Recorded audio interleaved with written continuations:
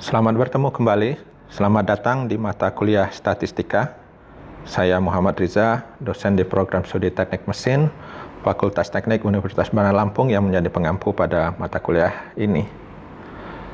Pada sesi ini merupakan lanjutan daripada dua sesi sebelumnya, yaitu pada sesi 1 dan sesi 2. Kita masih membicarakan masalah pada tahap pendahuluan dari mata kuliah statistik ini. Pada sesi ini kita akan membicarakan tentang tipe data statistik. Terdapat dua tipe data statistik yang bisa saya sebutkan di sini, yaitu pertama, yaitu data kualitatif, dan kemudian data kuantitatif. Data kualitatif ini kita sebut juga dengan data non-metrik, sementara data kuantitatif itu adalah data metrik. Nah, apa yang menjadi perbedaan dari keduanya? Anda bisa lihat ilustrasi di bawah ini. Ya. Anda bisa lihat ilustrasi di bawah. Yang bagian kiri yang berwarna merah ini adalah merupakan data kualitatif. Sedangkan di bagian kanan yang berwarna hijau ini merupakan data kuantitatif. Pada data kualitatif Anda bisa lihat ini dominannya adalah dia menggunakan kata-kata atau dia menggunakan kalimat. Ada baik, ada mudah, ada efisien, membingungkan, dan lain sebagainya. Sementara pada sisi kanan, ini adalah pada bagian data kuantitatif. Kita lihat di sini adalah merupakan angka-angka. Ada 500 US dollars, ya, ada 120 juta rupiah, ada angka 12,87%. Nah, dari ilustrasi yang ada pada gambar ini kita bisa menarik kesimpulan bahwa pada data kualitatif, ya, data informasi yang berbentuk merupakan kalimat verbal atau berbentuk naratif, bukan merupakan simbol atau angka atau bilangan. Anda bisa lihat di sini. Ini merupakan simbol angka atau bilangan. Dia merupakan kalimat verbal, naratif, menceritakan, gitu ya. Sementara pada data numerik itu adalah menunjukkan hasil dari pengukuran variabel yang bentuknya adalah angka, ya. Kalau kita lihat pada data kualitatif, walaupun hasilnya merupakan suatu kalimat, tetapi pada data kualitatif ini pada akhirnya dia akan kita coba ubah menjadi suatu angka. Namanya kita akan coba untuk mengkuantifikasinya. Kuantifikasi adalah proses untuk mengangkakan. Apapun hasilnya pada data kualitatif, misalnya dia mudah, misalnya ada kata-kata mudah, sulit, atau mungkin tidak sulit dan lain sebagainya. Ini akan coba diangkakan. Misalnya mudah itu nilainya 5, misalnya sulit itu nilainya 1, tidak sulit misalnya nilainya 2 dan sebagainya. Apapun nanti hasilnya, kita akan coba dia untuk mengubahnya menjadi angka. Itu namanya proses yang kita sebut dengan kuantifikasi.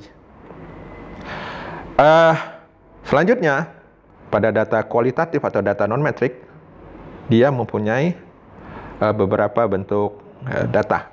Ya, dia namanya data nominal. Data nominal ini tipe data yang paling rendah dalam level pengukuran data. Dia hanya menghasilkan satu dan hanya satu-satunya kategori.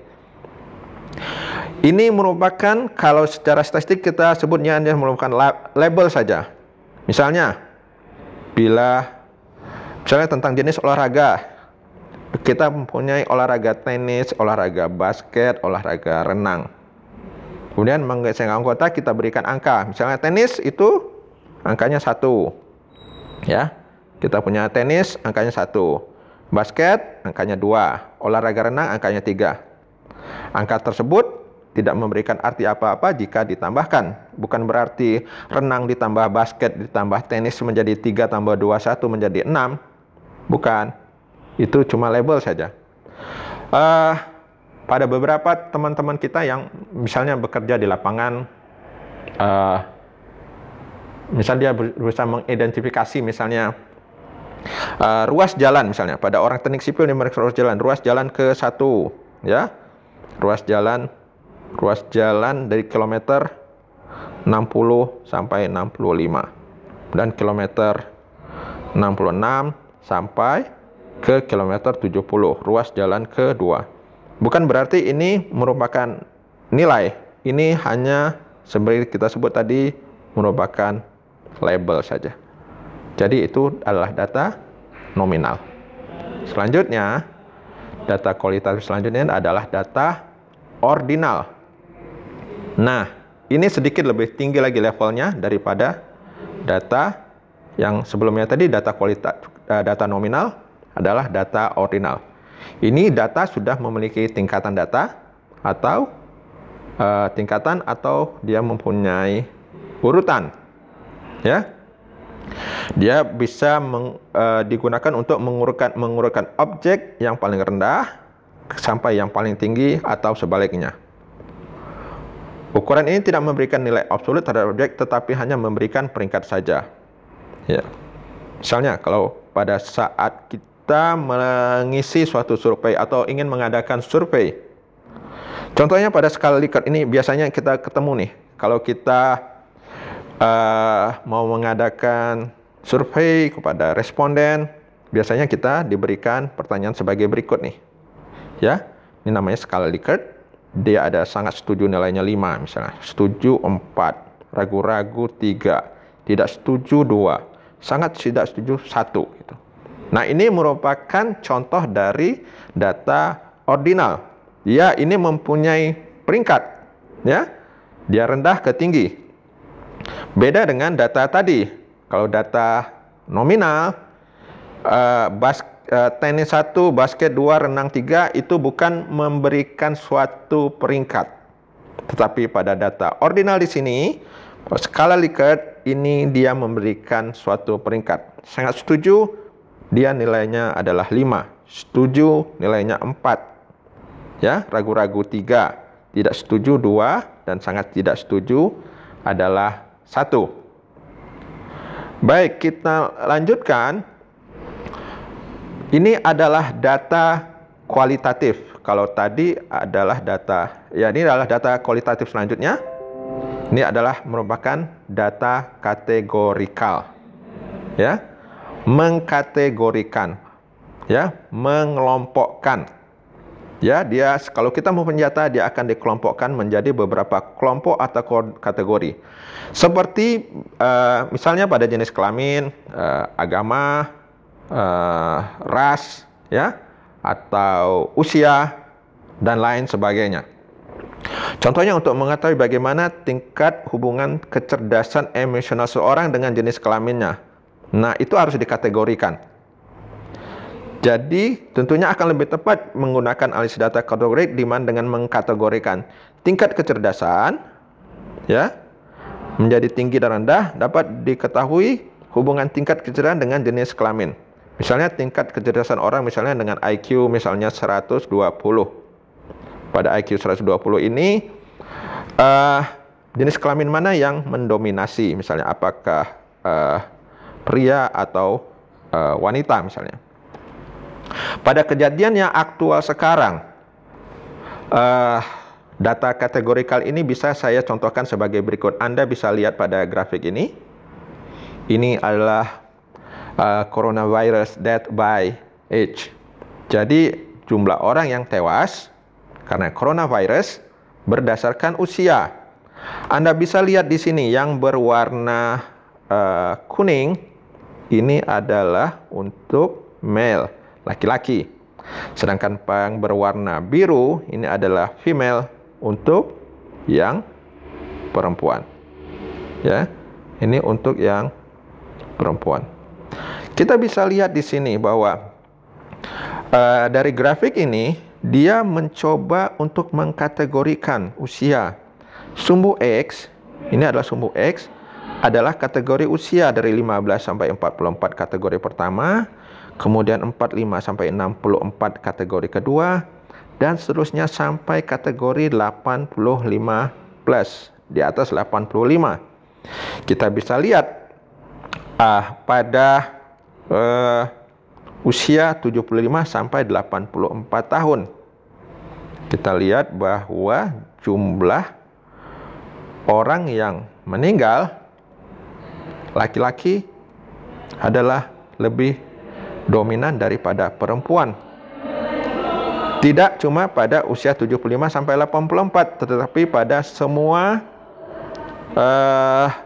kelas usia. Ya.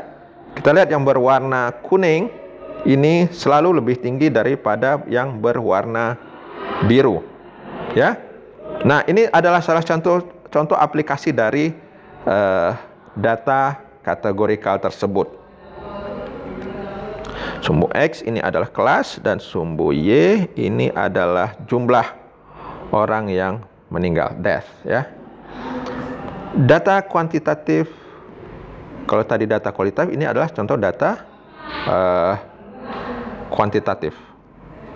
Kuantitatif, data pertama yaitu interval, yaitu data yang lebih tinggi tingkat pengukurannya dari data ordinal. Jadi kita punya tadi data ordinal, kita punya data kategorikal, dan ini adalah data interval. Urutan dapat dikuantitatifkan dan tidak mempunyai nilai nol yang absolut. Misalnya, kita mempunyai 6 orang mahasiswa, nilai biasanya dikasih nilai A, B, C, D, E, dan F, ya, diukur dengan nilai skala prestasi dengan ukuran 1 sampai 6. Maka didapatkan prestasi mahasiswa C dan antara mahasiswa C dan A. Ya.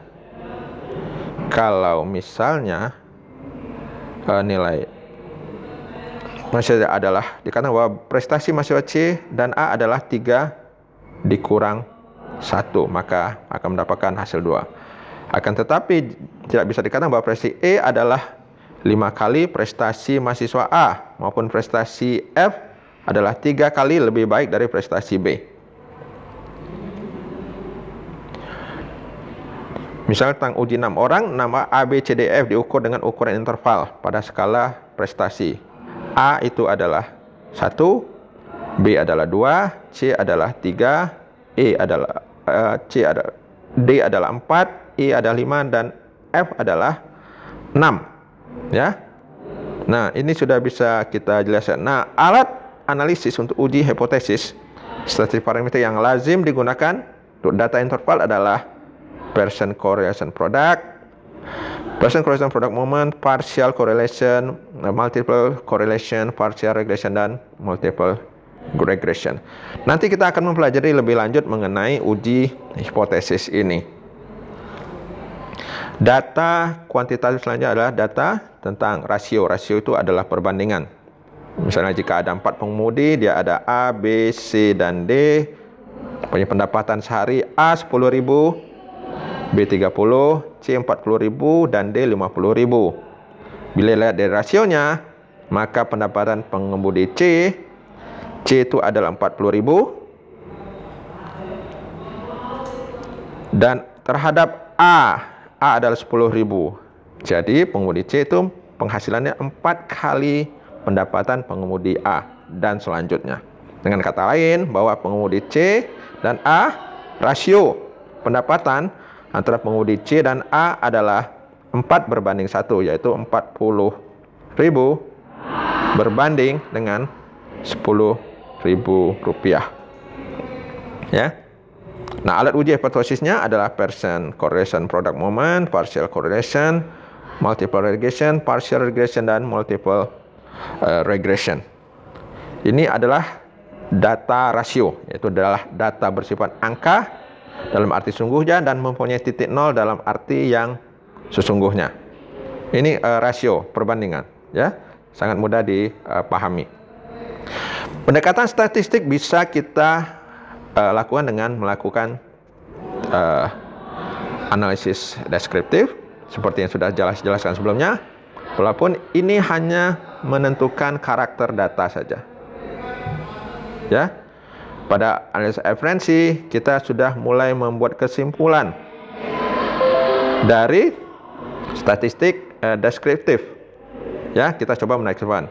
Oleh karena itu, karena dia dari inferensi ini hanya berdasarkan sampel, maka kita perlu, seperti yang sudah saya jelaskan, kita perlu, sampel ini terkadang bias gitu ya, maka kita perlu melakukan suatu uji hipotesis.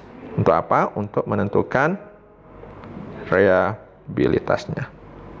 Jadi reliabilitas adalah uji untuk menentukan kekonsistenannya. Ya, konsisten nggak data yang dari deskriptif yang merupakan sampel jika kita coba untuk menarik kesimpulan secara keseluruhan. Misalnya data konsisten, misalnya Anda mempunyai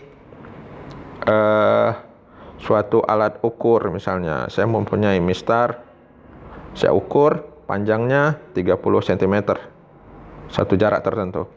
Besoknya ketika saya akan juga mengukur dengan jarak yang sama, mistar ini memberikan hasil juga 30 cm.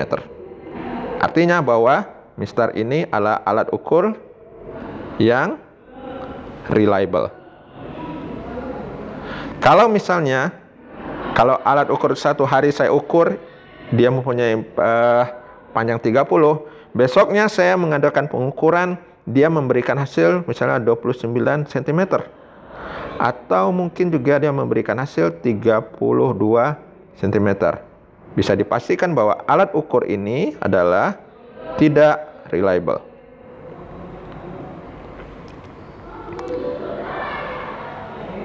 Saya rasa materi kita yang membahas tentang pendekatan statistik telah membawa kita pada akhir dari sesi ini. Jangan lupa untuk mempelajari tautan dan mengerjakan tugas yang diberikan sebagai tambahan untuk memperkaya penguasaan Anda tentang materi pada sesi kali ini. Terima kasih atas perhatiannya dan sampai berjumpa kembali pada sesi berikutnya.